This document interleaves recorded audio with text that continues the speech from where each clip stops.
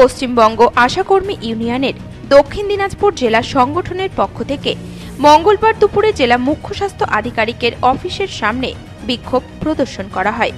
এদিন এই ঘেরাও বিক্ষোভ প্রদর্শনের আগে বালুরঘাট হাই স্কুল থেকে একটি প্রতিবাদ মিছিল করা হয়।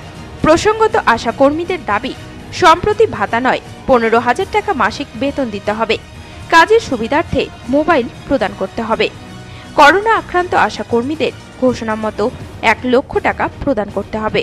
এমন প্রায় 9 দফা দাবির ভিত্তিতে আশাকর্মীরা রাজ্য জুড়ে অনির্দিষ্টকালের জন্য কর্মবিরতি পালন করছেন। আর এই দাবি পূরণের জন্য এদিন ফের বালুরঘাটে জেলা মুখ্য স্বাস্থ্য আধিকারিকের অফিস ঘেরাও করে বিক্ষোভ দেখায় আশাকর্মীরা।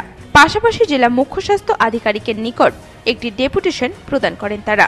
অবিলম্বে তাদের দাবি পূরণ না হলে অনির্দিষ্টকালের জন্য এই কর্মবিরতি চলবে বলে জানিয়েছেন আন্দোলনকারীরা।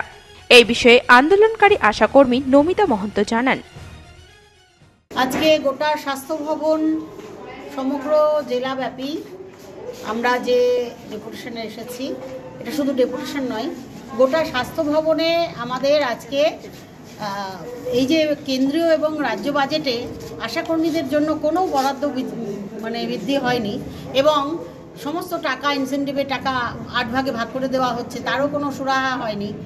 আর এই যে দ্রব্যমূল্য বৃদ্ধি, মান্থলি আমাদের যে ফিক্সড যে কোনো বেতন করেনি, আমরা যে আমরা ভাতা নয় বেতন চাই, এক।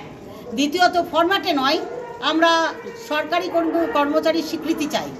আর তৃতীয়ত আমরা যে অবাক হয়ে গেলাম যে যেভাবে বাজেটে আমাদের জন্য 1 টাকাও বৃদ্ধি হলো না, অথচ এই আশাকর্মীদেরকে বলা হচ্ছে শিকড়, তাদেরকে নানানভাবে অ্যাওয়ার্ড দেওয়া হচ্ছে।